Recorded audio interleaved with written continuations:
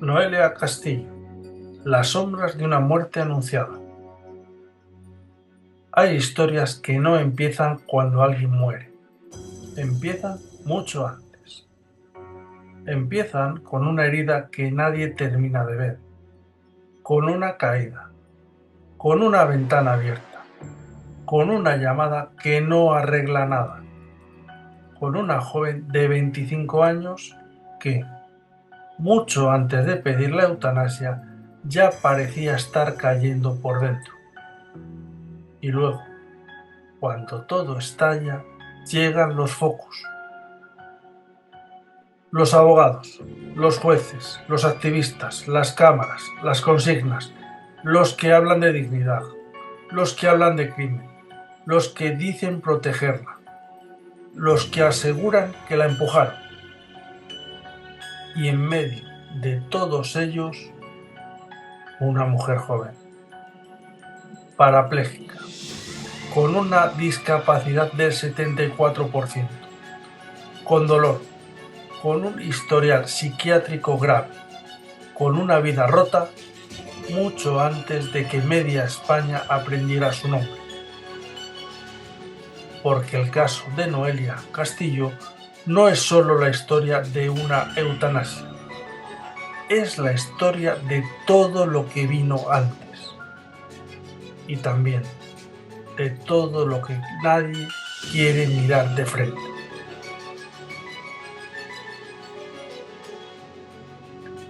Las sombras. Porque en este caso hay una palabra que no desaparece nunca. Sombras. Sombras sobre su pasado. Sombras sobre su salud mental. Sombras sobre la agresión sexual que relató. Sombras sobre su familia. Sombras sobre la lentitud judicial. Sombras sobre la intervención médica. Sombras incluso sobre el asunto de la donación de órganos y la polémica alrededor de la Organización Nacional de Transplantes. No es un caso limpio, no es un caso cómodo, no es un caso que permita respuestas fáciles. Y quizá por eso sigue incomodando tanto. Porque aquí no basta con preguntar cómo murió. La pregunta de verdad es otra. ¿Qué pasó para que una chica tan joven terminara pidiendo la muerte?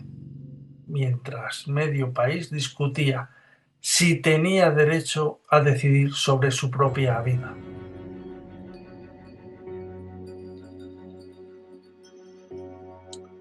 Antes del final. Antes de la batalla judicial, antes de los titulares, antes de los recursos y las vigilias, estaba Noelia. Y estaba su historia.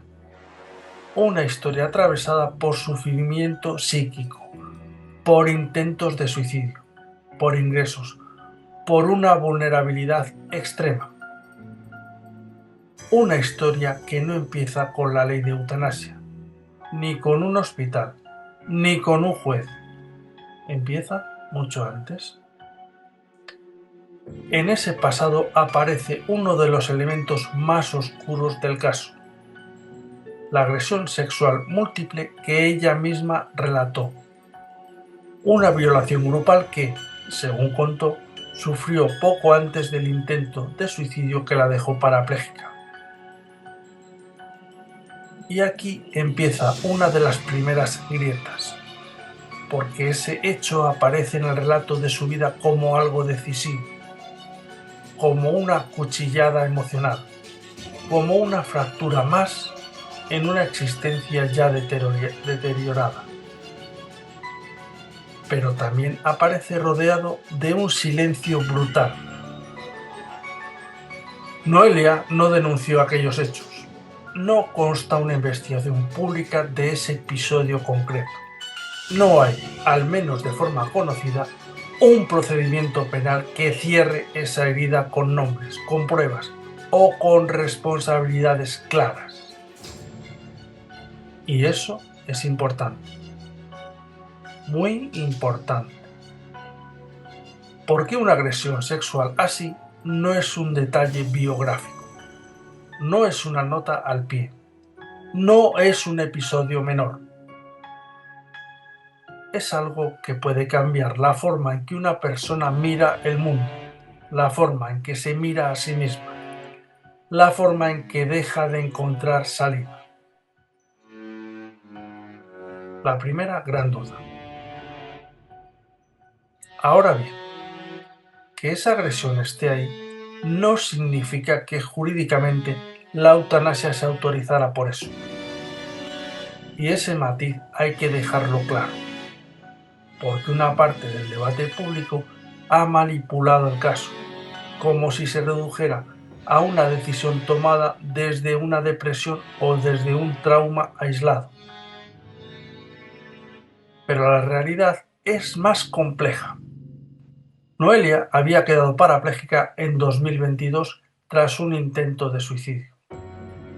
Tenía reconocida una discapacidad del 74%. Sufría del dolor neuropático, limitaciones severas, dependencia, afectación funcional y un cuadro psíquico muy grave. No hablamos de una sola herida, hablamos de varias, de un cuerpo dañado y de una mente exhausta, de un sufrimiento acumulado. Y ahí, precisamente ahí, es donde nace la primera gran sombra. ¿Dónde termina la libertad de decidir y dónde empieza la desesperación?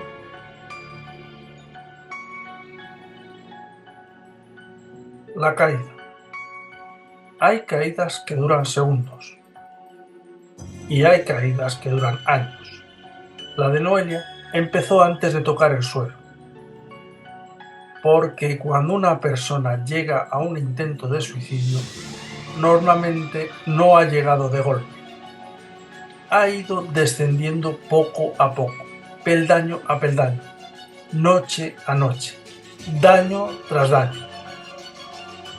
El intento de suicidio de 2022 no fue un accidente, no fue un episodio aislado, fue el estallido final de algo que ya venía gestándose dentro. Y después de esa caída, lo que quedó fue una nueva vida. Una vida en silla de ruedas, una vida dependiente, una vida atravesada por el dolor físico y por el sufrimiento psíquico. Una vida que, según quienes la evaluaron, ya no tenía para ella horizonte ni proyecto. Detengámonos aquí, porque detrás de las palabras clínicas hay una escena muy simple. Una mujer que sobrevive. Sobrevive, sí, pero sobrevive atrapada en un cuerpo que ya no responde como antes, en una realidad que no eligió, en una rutina donde cada gesto puede convertirse en recordatorio, en una vida donde el dolor no es una visita, es un inquilino. La petición. Y entonces, con el tiempo, llega la petición. No la petición de que la cure, no la petición de que la traslade, no la petición de que le den otra oportunidad, la petición de morir. Y cuando una mujer tan joven formula esa petición, la sociedad se divide en dos bandos: los que ven lucidez y los que ven rendición. Pero tal vez el error está ahí. Tal vez no era una cosa ni la otra. Tal vez era el resultado de una acumulación insoportable.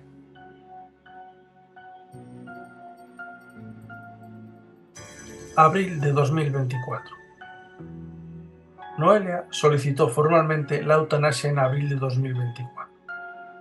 No fue un gesto impulsivo de una noche mala. No fue una frase suelta. No fue un arrebato. Fue un procedimiento reglado. Papeles, evaluaciones, informes, valoraciones médicas, revisión por parte de profesionales, comprobaciones sobre su situación clínica y sobre su capacidad para decidir. Todo lo que exige la ley. Después llegó el aval de la Comisión de Garantía y Evaluación de Cataluña. Es decir, el sistema en su recorrido ordinario entendió que Noelia cumplía los requisitos, que su sufrimiento era grave, persistente, crónico, imposibilitante y que además tenía capacidad para expresar su voluntad. Sobre el papel, todo estaba en orden. Pero los casos más oscuros no se rompen en el papel, se rompen fuera, en la familia, en los tribunales, en la calle, en la opinión pública. El padre. Todo caso mediático necesita un antagonista. A veces es un asesino, a veces es un político, a veces es un sistema. Aquí fue más complicado. Aquí uno de los grandes focos se colocó sobre su padre. Fue él, con el apoyo de abogados cristianos, quien impulsó la ofensiva judicial para frenar la eutanasia. Su argumento era demoledor. Su hija no estaba en condiciones mentales de decidir algo así. Dicho de otra forma, lo que el sistema validaba, él lo cuestionaba. Lo que la comisión aprobaba, él lo combatía. Lo que Noelia decía querer, él lo impugnaba. Y de pronto el caso dejó de ser exclusivamente sanitario. Se volvió familiar, íntimo, incómodo. Porque nada envenena más una tragedia que una guerra dentro de casa. Una hija diciendo, quiero que me dejen morir. Un padre diciendo, mi hija no puede decidir eso. Y, entre ambos, jueces, abogados, forenses, activistas, cámaras y una sociedad entera eligiendo bando sin haber pisado nunca esa habitación. Aquí aparece otra sombra feroz, la familia. Esa palabra que solemos pronunciar con solemnidad como si siempre significara refugio. Pero no siempre refugio. A veces aprieta, a veces invade, a veces llega tarde, a veces convierte el dolor de otro en su propia cruzada. 601 días. Hay números que son datos y hay números que son una condena. 601. Ese fue el tiempo de espera. 601 días. Más de año y medio largo. Casi 2 años.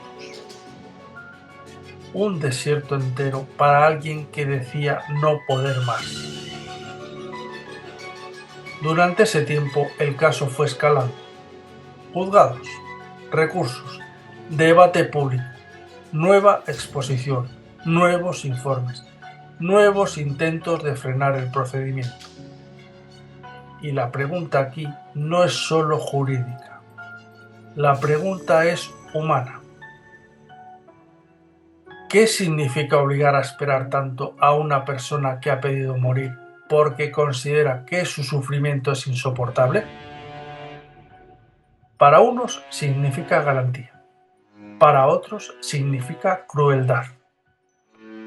Para unos fue el tiempo necesario para evitar una decisión irreversible. Para otros fue un castigo añadido, una prolongación artificial del tormento, una forma de decirle, tu voluntad vale, pero no lo suficiente.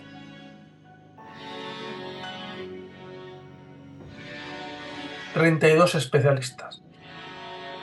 En medio de esa espera se repitió una idea clara. Noelia fue evaluada por numerosos especialistas, una y otra vez. Médicos, psiquiatras, equipos clínicos. La conclusión general, según se difundió, era que tenía capacidad de decisión y que sufría de forma severa y persistente. Y sin embargo, la batalla no terminaba. Eso nos deja otra sombra. Si después de tantos informes, tantas valoraciones y tantos filtros, el procedimiento aún puede quedar atrapado durante 601 días, entonces la pregunta ya no es solo si la ley existe. La pregunta es si realmente permite ejercer el derecho que promete. La salud mental. Aquí está uno de los núcleos más delicados del caso, la salud mental. Quienes se opusieron a la eutanasia insistieron en que Noelia no podía decidir libremente debido a su situación psiquiátrica. Quienes defendieron su derecho insistieron en lo contrario, que padecer un trastorno mental o haber sufrido traumas no anula automáticamente la capacidad de decidir. Este punto es esencial, porque si aceptamos que cualquier persona con sufrimiento psíquico grave queda incapacitada para decidir sobre su propia vida, entonces cerramos de golpe una puerta enorme. Y a algunos nos parece bien. Pero si aceptamos que basta con validar formalmente la voluntad sin mirar a fondo el contexto mental, el riesgo es el contrario. Y aquí el caso se vuelve abrasivo. Noelia no era una paciente fácil de encajar en eslóganes. No era solo parapléjica. No era solo una paciente psiquiátrica. No era solo una víctima de trauma. No era solo una mujer con discapacidad. Era todo eso a la vez. Todo mezclado. Todo ardiendo al mismo tiempo. Y ahí es donde el debate se vuelve insoportable para quien quiera respuestas simples. Porque una mente puede estar herida y ser lúcida a la vez. Una persona puede arrastrar traumas y seguir siendo plenamente consciente. Una mujer puede haber intentado suicidarse, vivir con dolor extremo y, aún así, sostener de forma estable una decisión. Eso es precisamente lo que concluyeron quienes avalaron el procedimiento. Pero la sombra permanece. Porque cuando detrás de la petición de eutanasia hay una biografía tan devastada, la sospecha pública no desaparece nunca del todo. La violación silenciada. Hay silencios que protegen y hay silencios que devoran. El de la agresión sexual que relató Noelia pertenece a la segunda clase, porque, según que contó ella misma, sufrió una violación grupal poco antes del intento de suicidio que cambió su vida para siempre. Y, sin embargo, no denunció. No hubo una investigación conocida, no hubo nombres, no hubo juicio público, no hubo una verdad judicial que cerrara esa herida, o que lo intentara. Y esto pesa mucho, pesa muchísimo, porque cuando una mujer dice haber pasado por algo así, y eso queda sin denuncia y sin recorrido judicial, no desaparece. Se queda ahí, en sombra, en penumbra, en zona ciega. y esa zona ciega termina impregnando todo el caso. No podemos afirmar que esa violación fuera la causa única de su depresión, de su sufrimiento psíquico o de la decisión final. Eso sería demasiado simple y seguramente falso. Pero tampoco podemos fingir que no importa. Claro que importa. Importa porque forma parte del contexto emocional más brutal del caso. Importa porque habla de vulnerabilidad extrema. Importa porque revela una vida donde el daño no era una excepción, era una constante.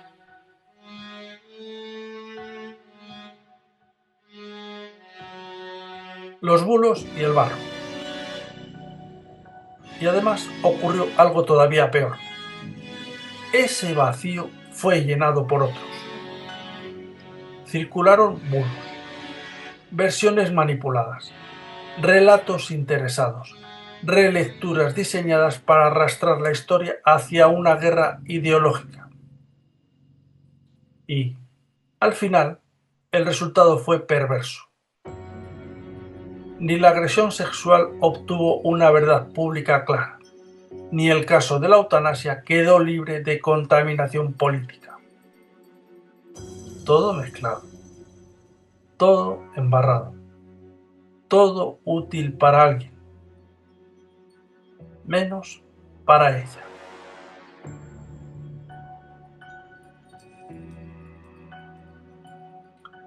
Los médicos.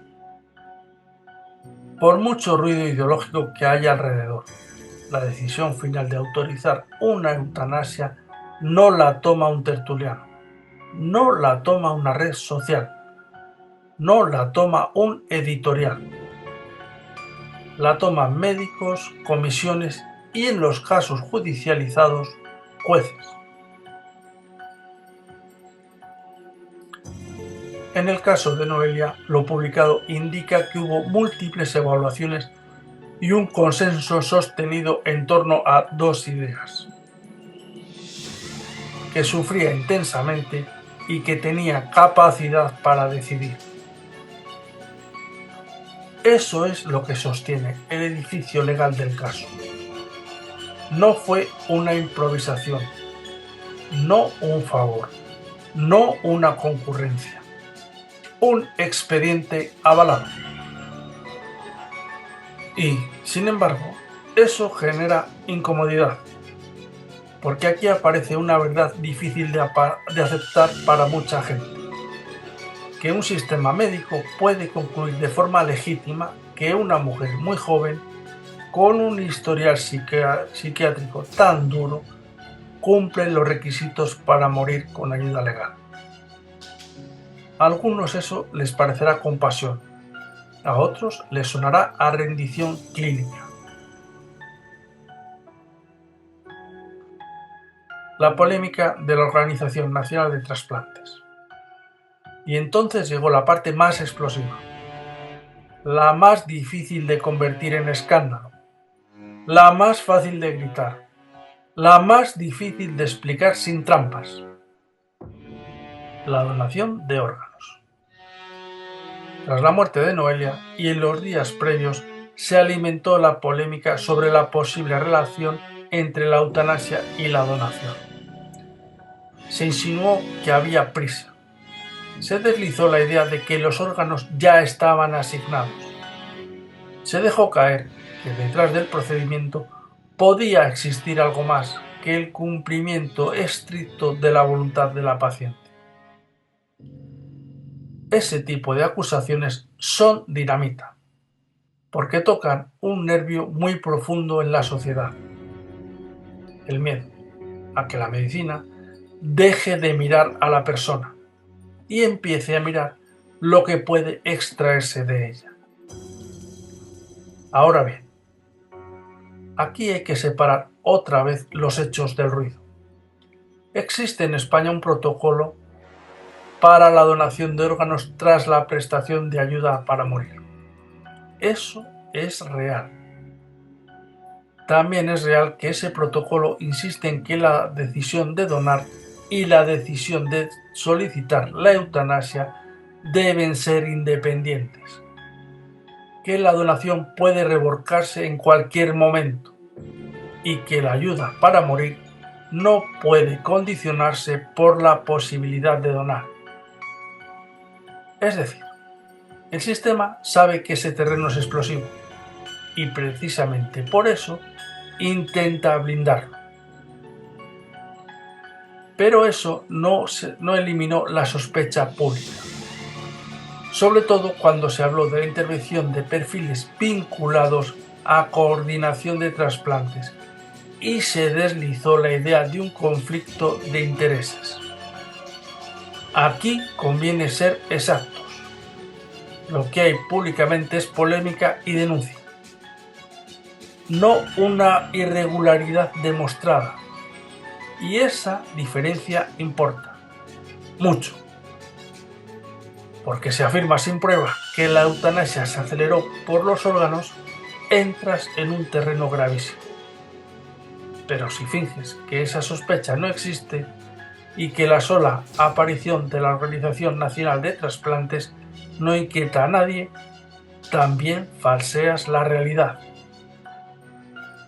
La sombra, por tanto, no está en una prueba definitiva de contaminación del proceso. La sombra está en que la mera posibilidad imaginada por una parte de la opinión pública ya basta para ensuciar el caso entero.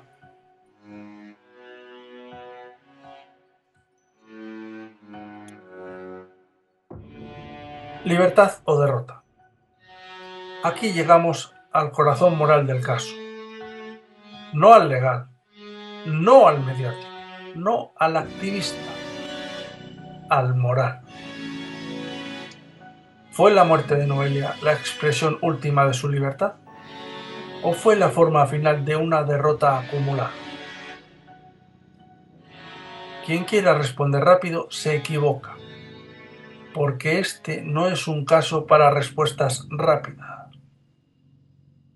Si dices libertad, tienes razón en parte, porque hubo voluntad reiterada, porque hubo evaluaciones, porque hubo avales, porque hubo una decisión sostenida en el tiempo.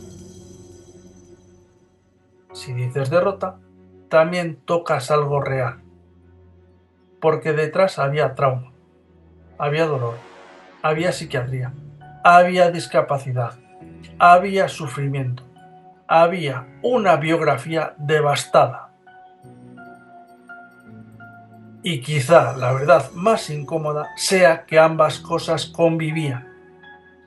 Que una mujer puede decir libremente, desde una vida que ya ha sido arrasada. Que no siempre hay que elegir entre autonomía o desesperación. A veces van juntas. A veces una no anula a la otra.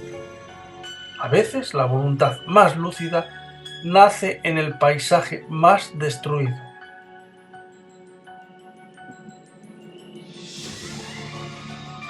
El fracaso colectivo. Incluso aunque demos por bueno todo el procedimiento, incluso aunque aceptemos que la comisión actuó correctamente, que los médicos hicieron su trabajo, que los jueces terminaron por respetar la voluntad de Noelia, que no hubo irregularidad alguna con la donación, incluso aceptándolo todo, queda una sombra que no se borra, la del fracaso colectivo. Porque la pregunta no es solo si tenía derecho a morir. La gran pregunta es por qué su vida llegó a un punto en el que esa muerte se volvió, para ella, una salida razonable. ¿Qué falló antes? ¿Qué red no estuvo? ¿Qué tratamiento no bastó? ¿Qué apoyo no llegó?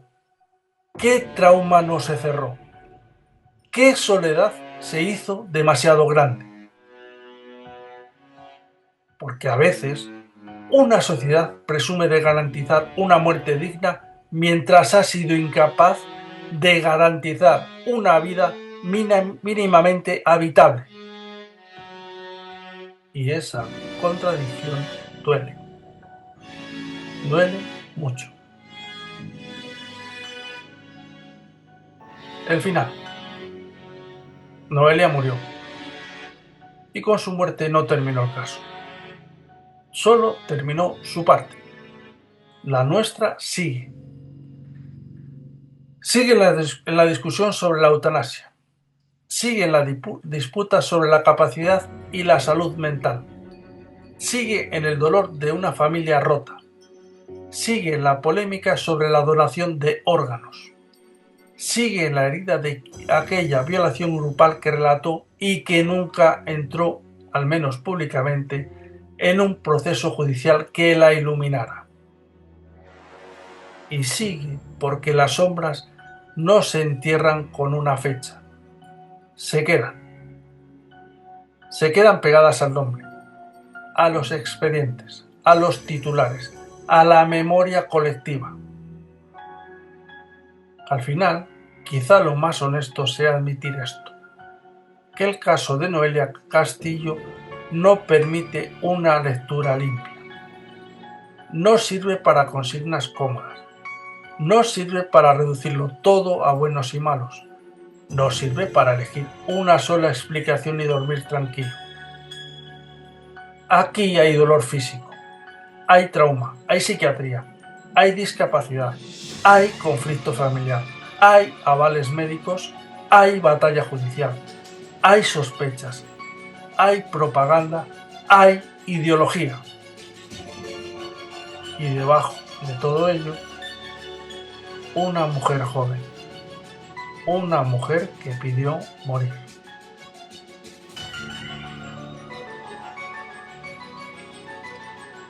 Y la pregunta sigue ahí. No si tenía nombre el formulario, no si faltó una firma, no si hubo una rueda de prensa más o menos obscena. La pregunta de verdad.